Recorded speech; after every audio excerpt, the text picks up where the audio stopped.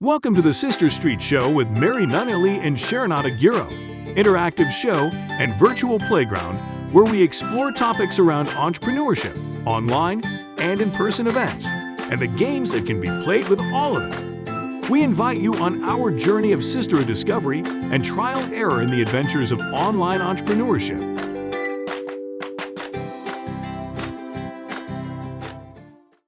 Happy New Year and welcome back, everyone. It's Mary Nunley and my friend and co-host.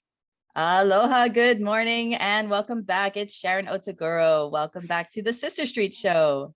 Yes, we are so excited to have you join us back again this year.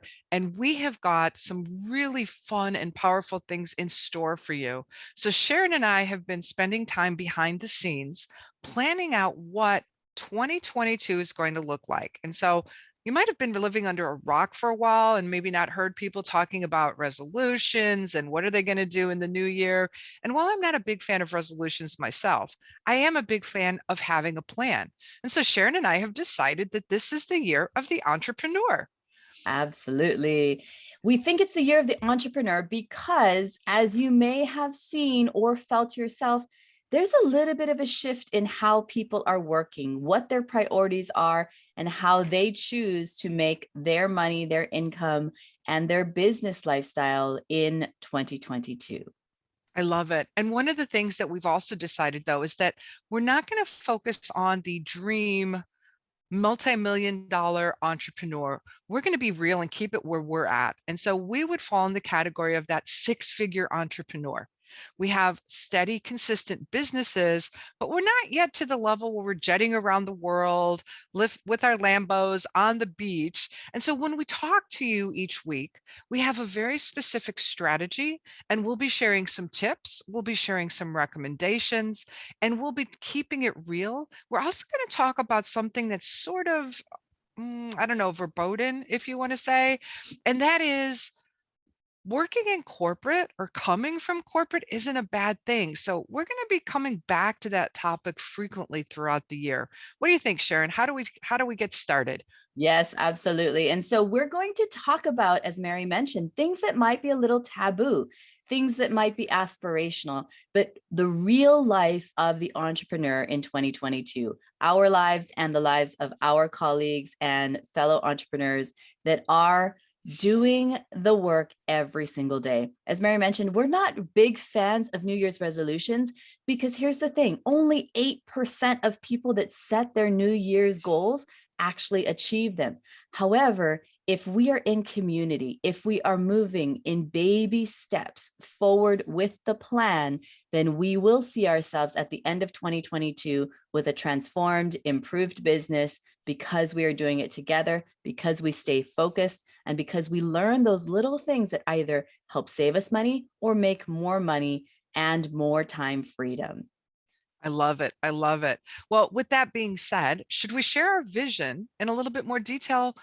Not necessarily for the whole year, but for the month of January.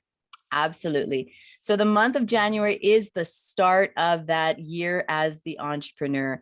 How you are feeling if you are in corporate and wondering what else is out there. If you've become an accidental entrepreneur, but are wondering, how am I going to make this work? Because what I'm doing feels more like a job than the job that I used to have. And for you that are those serial entrepreneurs, but just can't get off that plateau and make magic happen. So that is what the month of January is focused on, is debunking some of those myths. Why do we feel like we have a stigma attached to us, whether we are corporate thinking about a side hustle or whether we are an entrepreneur and not sure how to implement those structures that we know those people in those businesses have that we're just missing? I love it. And one of the other things, so for those of you that were following us last year, or for those of you that are new to the audience, Sharon and I work together regularly. And during the month of December, we really spent some time reflecting on our own businesses and looking at the things that were working and not working. And so you may notice there's a slight shift in the show and also a slight shift in our business model. Our company has been in existence for 5 years, the Lavender Dragon team. And in the last 2 months of 2021, we sat down and really did that hard work that many accidental entrepreneurs don't do, of clearly defining who is our target audience, who is our customer, and how do we best serve them. With that being said, 4 years ago, that wouldn't have been possible because we were just trying to find our way in the world. It's like, yeah, I can do this, I can do this, I can do this. But now we've figured out who we like to work with and what kind of relationships are the best. So the reason I'm bringing that up is I don't want anyone listening to think like, I can't start a business because I only have an idea, but I don't have a focus. Or I have a focus and I don't have any clients. It's okay. We're going to guide you along the way. And one of the things that Sharon has been doing is really amazing, which is she's now helping business owners find that focus and build that structure. So we'll be talking about that a lot through the year as well. So Sharon, I've rambled. It's your turn. Well, absolutely. You're right about what you're saying, Mary, because for a reminder for all of you who are our listeners, this is the right show for you if you're trying to look for those little pieces of structure that can be added to your business to build and optimize. And you're here if this is the right platform for you to learn how to create a more engaging experience. Mary is an instructional designer. So for me, you're going to get wellness and self-care in the form of structure, because that's my background and my passion.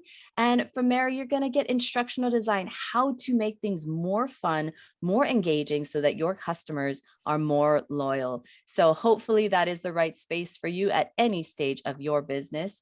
And this episode, we also want to jump in a little bit into our lessons learned from 2021.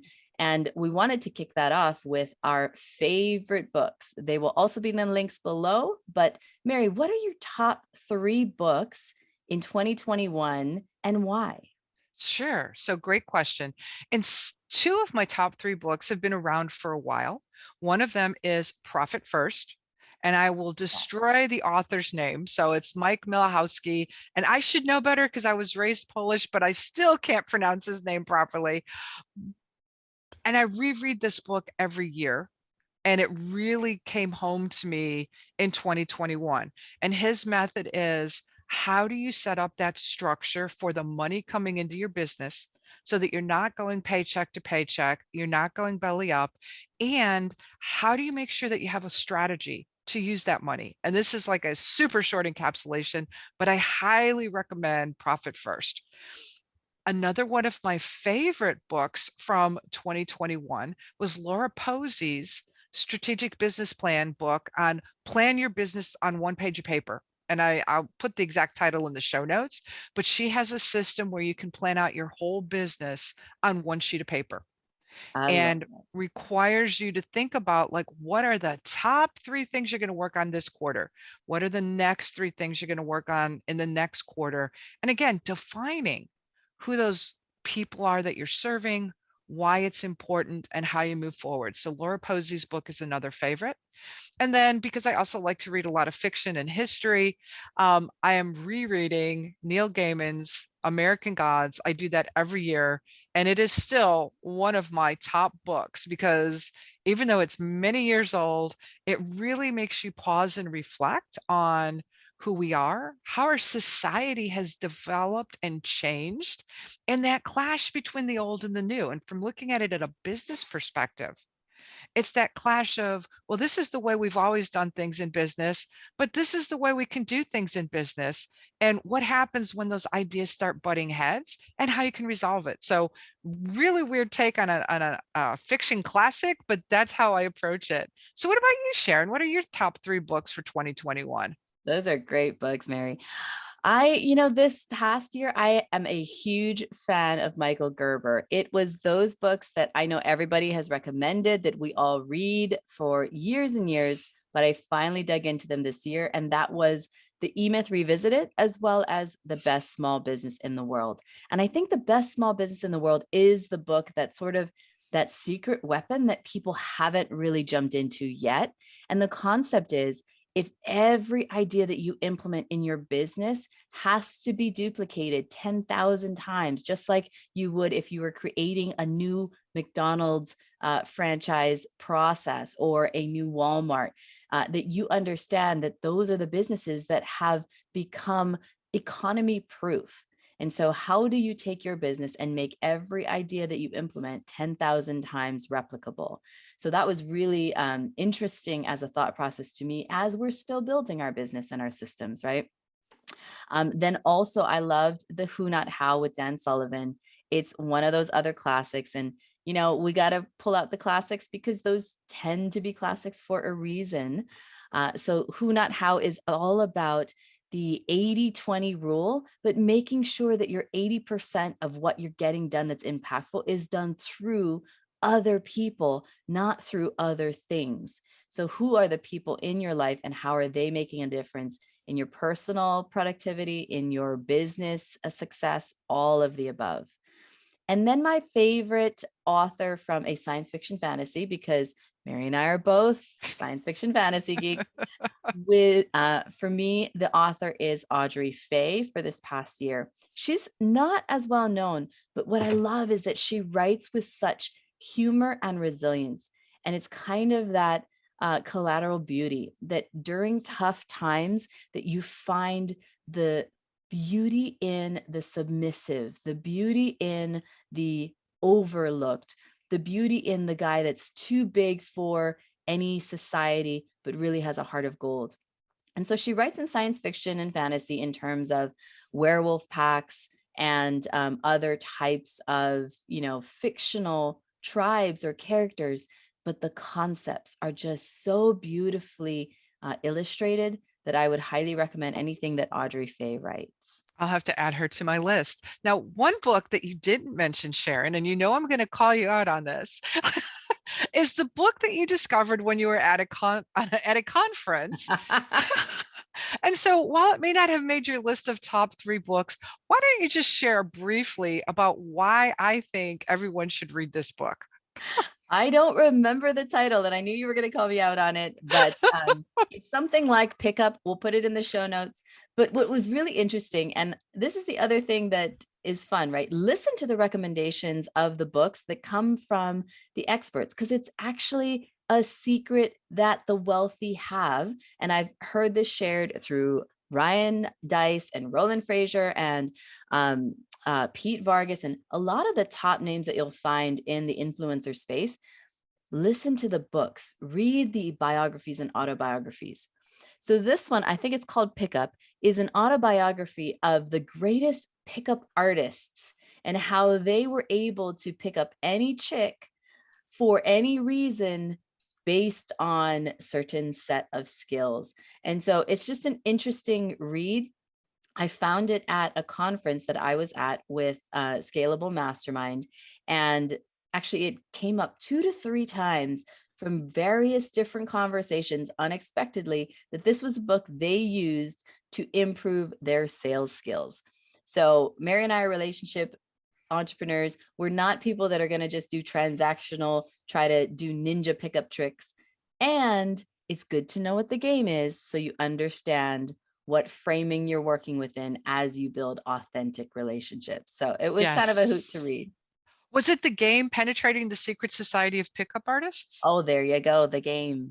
Yes. So anyway, well, and that always sparks my interest too, because as Sharon mentioned, not only am I an instructional designer, I'm a gamification strategist. And so we're always looking for like, what are those systems? What are those strategies? And so it is on my to be read list. My to be read list also has about 900 other books vying for my attention. So it will get read in the near future, but maybe not immediately.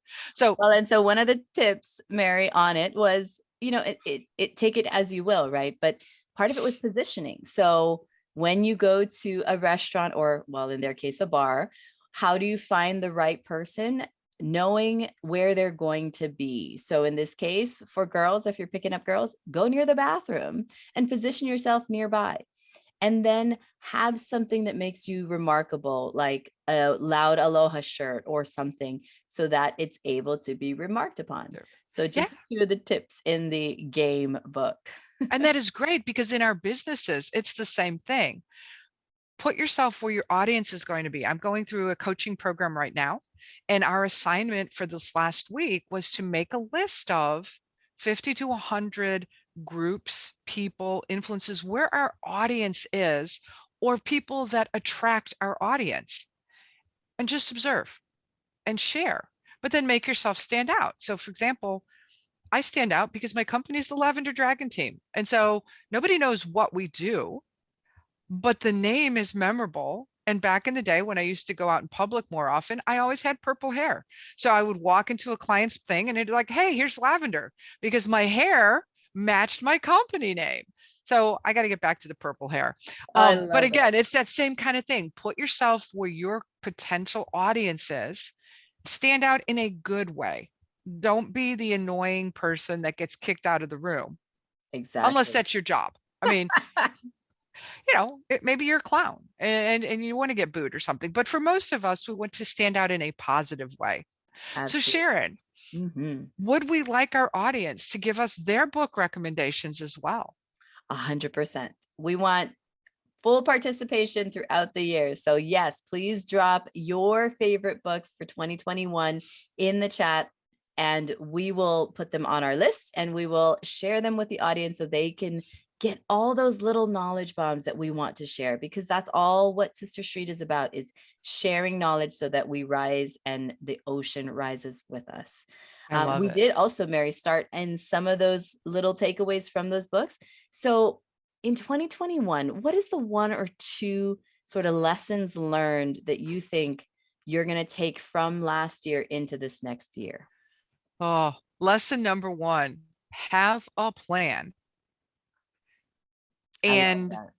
stick to the plan. And what I have found is that as an entrepreneur, as a small business owner, we build content for our clients. So we help them build their courses, their videos, but we also want to launch our own courses and our own videos and our own products.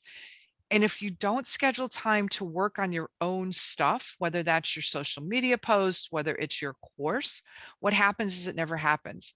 I've been working on a gamification course for 3 years because it's always one of those like, well, I got to get this client work done. I got to get this client work done. So now I actually schedule time every week for 1 hour, which doesn't seem like a lot, but it's amazing what you can get done in an hour of focused time to work on my own courses that I'm going to launch. Because how can I promote myself to my clients as an exceptional course creator if I don't have a course that I can share with them? Absolutely. Yes. That's great. It takes it beyond the plan to say, treat yourself like your own client, because who is going to prioritize you as a client more than yourself? And hopefully the Exactly. answer is nobody. You're going to prioritize yourself. Yes. And then the other thing that I've adopted from 2021 moving into 2022 is dedicated professional development time, at least 3 days a week. We also have blocked off Fridays on our calendar, so we take no client appointments except for very rare emergencies, so that we can focus on upscaling our own skills and becoming better servants.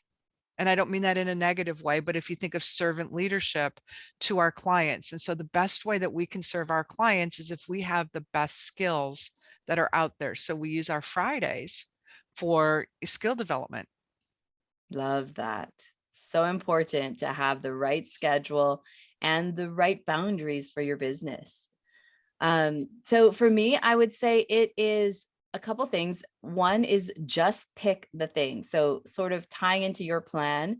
This was my lesson because I am now a serial entrepreneur where I want to jump into all the businesses that are out there with all the opportunities, because we as entrepreneurs and we as leaders are creative. We like diverse interests. We like to put our hands in a couple different pots. But what I found listening to a lot of successful business owners, and successful means over $10 million of business consistently, which is where hopefully we all want to get to at some level, right? Either part of the organization or for ourselves, 6-7 figures, but consistent business that we can feel comfortable around. It was that some of them had multiple businesses, and the way that they got into the trajectory of success was by just picking one. So it doesn't matter which one, it just matters that you pick and you put all your efforts into that success until it's at the place where you're comfortable, and then moving on. The other Oh, thing was the team, making sure that you have the right people around you, because again, it's that who, not how. that if you try to do everything yourself and you don't have a minimum wage where anything under that wage you're delegating out, then you are not being as focused and efficient as you can be for the work that you do. And I know it's sometimes scary. For me, it was. I wasn't at the place in my business where I was able to hire a team yet. But let me tell you, when I did, my entire ability to be more productive and think higher value changed dramatically. Oh, that's so important. And that decision to bring on a subcontractor or a temporary or a W-4 if you're in the States paid salaried or, hourly employee is really scary because now you're responsible for somebody else in addition to yourself. But that I found for me now that I have folks that are also working with us really drives me to not only produce better products, but to find more and better clients because now I'm responsible for all these other people's livelihoods as well at some small stretch. I mean, and again, I'm not at the point where I have a team of full-time employees, but I know that there are folks that are depending on me to help them with a little extra money every week or month. So it changes the perspective. Yes, it makes it more accountable for you, right, Mary? Because you are responsible for other families and their livelihoods. And Mhm. for better, for worse, we tend to be motivated by helping others more sometimes than ourselves. So that responsibility is, I think, a motivator for you. And I've heard you talk about how good your team is and how much you care about them very often. Yes, and it just helps, and it also allows me to give back more to the community. So that's another thing that I learned in 2021, and I know we're just about ready to wrap this up, is to choose an organization, whether you're going to give them some of your time or some of your talent or some of your money to help support them. So with my company, a percentage of all revenue goes to Feeding America because my original career is in the hospitality industry, primarily in the food and beverage realm. And so food plays a very important life, both at the very high level, fine dining, upscale, but also at the community level where there are so many people that are food insecure and don't know where that next meal is coming from. So if we can do a part by at least giving something back to the community to help resolve those issues. And so that is something that we also let our clients know is that we do give back. And when they work with us, they're also helping the greater good. Absolutely. Yes. About $2,500 of my income from the business did go through Celebrate America last year as well. So we'd love to hear your contributions and as a community, how much we're making an impact in the world. So please, please drop in the chat where you're contributing to. And therefore, we know how much of a difference we as entrepreneurs, as sisters and brothers are making an impact in the world. So Exactly. And go it ahead. doesn't have to be a big dollar amount. I mean, it might just be $10 a month, but that's okay. And, sometimes people get overwhelmed. It's like, well, I can't give tens of thousands of dollars. No, $10 can make a difference. I feel like I'm on the old Jerry Lewis muscular dystrophy telethon. Give us some money. So I know that we're getting close to the end of today's episode. And I believe there was one other thing, well, two things we wanted to share. First of all, we are going to be sharing these links and resources on our website, the Sister Street Show.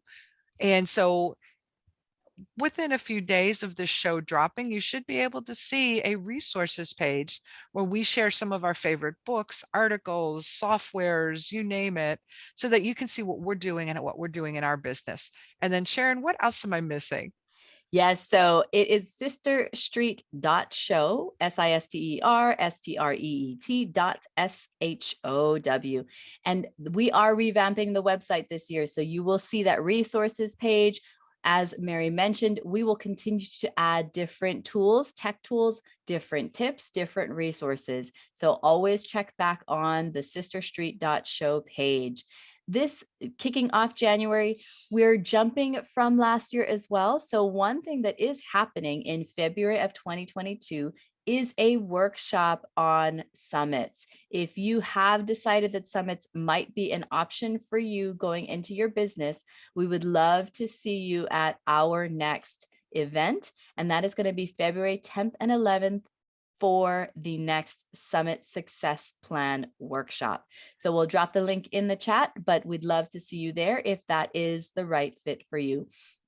Each week, we will either share something that we know is happening, or we will add more resources that we've learned in the week and the month for you. So always check back on that webpage, and we'll share with you the latest and greatest things that are happening that we know about, and that will continue to build. So thank you so much. We're excited to see you this year. Yes. Now, Mary, one last acknowledgement that's happening with us. You might see I have lozenges in my throat. We just want to call it out because you need the grace for yourself. When your Yes. body is not well, when you are not as focused as you can be, acknowledge that and still move forward, but give yourself that extra time and grace, because as sisters, we need to make sure that we're not just muscling through, as they say, and we know that by taking care of ourselves, our business is going to be in the best place that it possibly can be. Exactly. And so what Sharon's mentioned, I'm getting over a bout of pneumonia and probably COVID based on the symptoms. Hard to find anybody these days that hasn't had COVID at some level. Sharon is also, kind of getting over that as well. And so that is really important is, go test yourself, don't push yourself too much, and just let your clients know. I've been so humbled and grateful for my clients are like, look, it's not the end of the world. Take care of yourself. So I think the key there is communication. Sharon and I communicate with each other, we communicate with our clients, and now we're communicating with you. Yes. So be well, have a plan, and stay together. Come check us out at sisterstreet.show, and welcome to 2022. Bye, everyone. Bye. Thanks for watching. Please like and subscribe for future videos.